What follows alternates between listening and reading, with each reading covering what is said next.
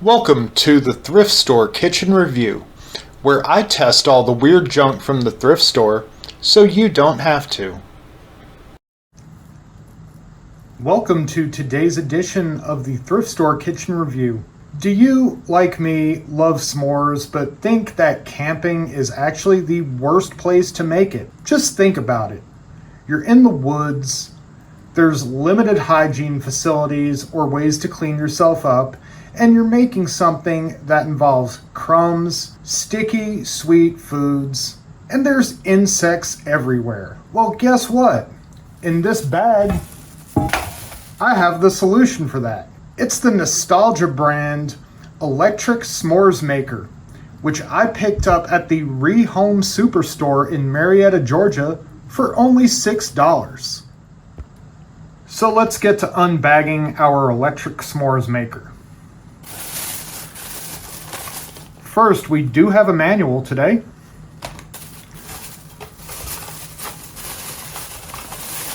There's an electric heating element, even says s'mores right on it. Basically, it's a plastic casing with a metal lid and a basic electric heating coil inside.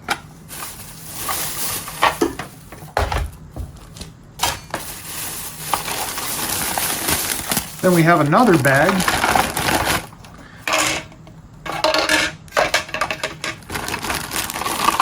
It's got these little trays that surround the s'mores maker that you can put your s'mores ingredients in.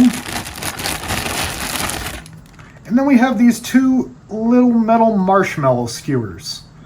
So I'm about to go take this to the sink, get these trays and skewers cleaned up, and we're gonna make some s'mores. Okay, so this is what the s'mores maker looks like when it's fully assembled. The heating element mounts on top of the dish assembly. I have turned it on and it is slowly heating up. While it's doing that, I'm gonna go ahead and unpack some ingredients. I bought this s'mores kit at Costco. It has 3 different types of chocolate, as well as the graham crackers and marshmallows. Okay, so I got a little bit of everything in the bowls, and I've got my little skewer right here. The heating element is getting nice and hot, so let's roast the marshmallow. It probably should not be making that popping noise, but I don't see flames or smoke, so I think we're good. Yeah, that marshmallow is starting to brown a little. Just gonna keep slowly rotating it over the coil.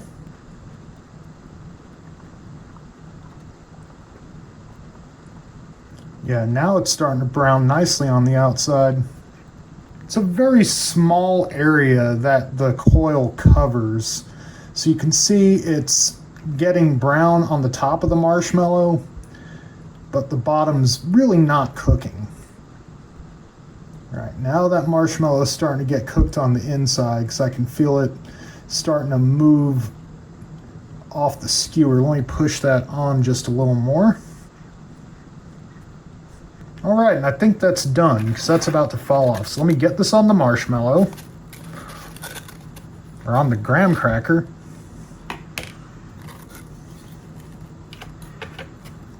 I have one of the caramel chocolates. And putting it next to the heating element, I can already feel it starting to melt. So maybe putting the chocolates in the little bowls isn't the best idea. And we have a s'more. So let me take a bite of that.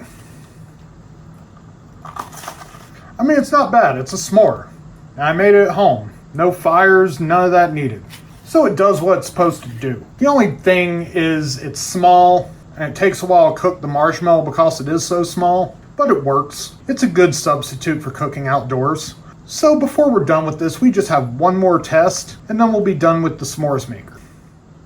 Okay, so we found out the s'mores maker, in fact, makes s'mores. Technically, and don't try this at home, you can make s'mores on literally any heat source in your home. All this is an electric heating coil. You can make s'mores over your stove, over your toaster. You just have to be careful to make sure the marshmallow doesn't fall in. But we have one final test for this. Will it glizz? Why do I have a skewer? because those little marshmallow forks are just too small. Now, I have the feeling this is going to take quite a while to cook just because of the small size of the heating coil and the actual hot area, but I'm going to do it anyway. So here's the hot dog. Didn't exactly get that skewer through like in any good way, shape, or form, but I'm going to make it work. This thing is cooking quite slowly, so I think if I take it off the skewer and lay it across the top of the burner, that might be quicker. Oh yeah, I hear it sizzle now. That works. While the hot dog cooks, I'm gonna make me another marshmallow.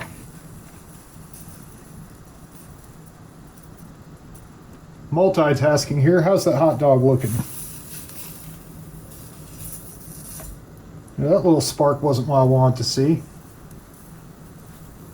And move the hot dog, get the sides. Seems like only the middle's cooking. Getting that hot dog cooked is going to be more of a process than an action.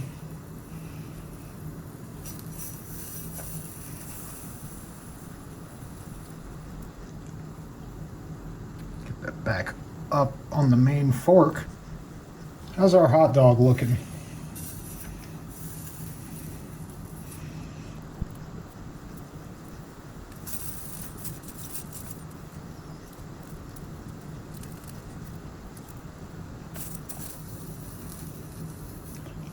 Yeah, half that hot dog's burnt to a crisp and other parts of it are still cold.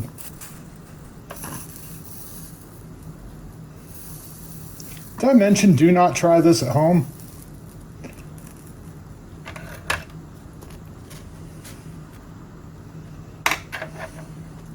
At least the marshmallow's done. I'm going to put that to the side.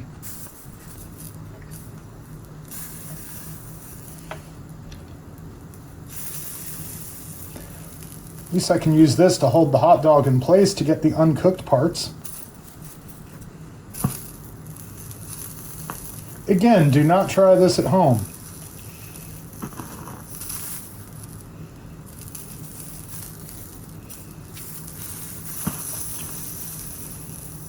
I think the little sparks come out whenever the glizzy juice hits the burner.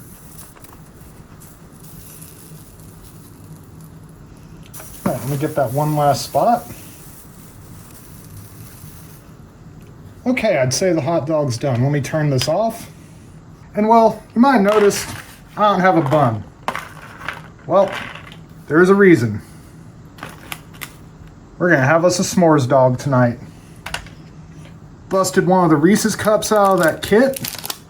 Throw it right there on top of the hot dog and the marshmallow. Let's give this a try.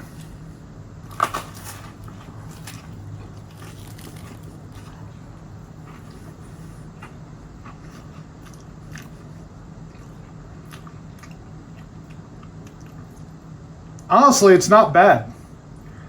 The hot dog gives it a unique flavor.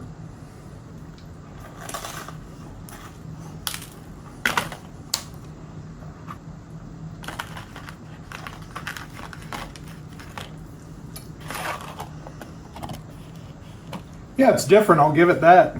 That mixture of graham cracker, marshmallow, chocolate, peanut butter, and glizzy is a delicacy you should try at least once in your life. Thanks again for joining us on today's edition of the Thrift Store Kitchen Review. Be sure to drop us a comment about things you'd like to see in future episodes. I may not have it here, but I can sure seek it out. Be sure to like, share, subscribe, hit the bell for notifications on future content. Feel free to join us on Facebook in the link in the description, and get out there and support your local thrift store. Have a wonderful day.